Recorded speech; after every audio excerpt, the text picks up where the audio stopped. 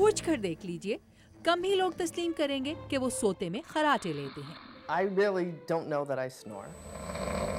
और इसके बावजूद ये भी हकीकत है कि इन अमरीकी खातून लॉरी समेत दुनिया की 45% बालिग आबादी सोते में खराटे लेती है और 25% तो बहुत ही बाकायदगी के साथ।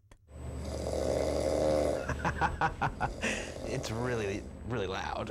It's most commonly believed that snoring is caused by vibration of खराटों के बारे में सबसे आम ख्याल ये है कि ये हलक के कौवे के थरथराहट या नरम तालू के हलक के पिछले हिस्से से टकराने से पैदा होते हैं, लेकिन गालिबन इनकी एक नहीं कई वजूहात हैं। वाशिंगटन हॉस्पिटल सेंटर से मुंसलिक डॉक्टर स्टैनली चा नाक, कान और गले के माहिर सर्जन होने के बायस खराटों के इलाज के लिए की जाने वाली सर्जरीज के भी माहिर हैं। खराटों के इलाज के लिए आने वाले मरीजों को डॉक्टर चा ज्यादातर पिलर इम्प्लांट का मशवरा देते हैं। the implant itself is a small हम धागे से बना हुआ एक बहुत छोटा इम्प्लांट इस्तेमाल करते हैं जिसे तालू के नरम हिस्से में सुई से सी दिया जाता है। एक वक्त कम से कम 3 ऐसे इम्प्लांट्स को लगाया जाता है। पिलर इम्प्लांट के अलावा खराटों का इलाज सर्जरी के चंद और तरीकों से भी मुमकिन है, लेकिन डॉक्टर चा के मुताबिक इनमें से कोई भी मुकम्मल इलाज फराहम नहीं करता।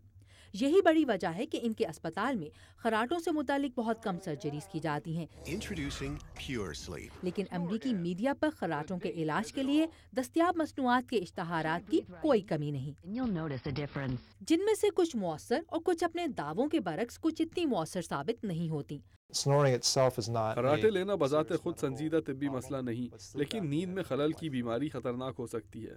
डॉक्टर स्टैनली चा स्लीप एपनिया नामी बीमारी का जिक्र कर रहे हैं, जिसमें दौरान नींद मरीज की सांस बार बार रुकने से इसकी नींद मुतासिर होती है। स्लीप एपनिया में सोते वक्त मरीज के गले के पट्टों के ढीले पड़ जाने के बायस जिस्म के ऊपर की जानिब हवा का रास्ता बंद हो जाता है। और ये है वाशिंगटन डीसी के एक अस्पताल के नींद के मसाइल के शोबे के सरबराह डॉक्टर डेविड सी क्रॉस, जो बता रहे हैं कि नींद में खलल मरीज की जिंदगी के लिए कैसे खतरनाक हो सकता है। ये दिल के लिए बहुत बुरा होता है और ऑक्सीजन की सतह इससे बहुत कम हो सकती है। इन वजूहात के बायस इंसान बहुत ज़्यादा थकावट, कमज़ोरी और तवज्जो देने में कमी महसूस करता है।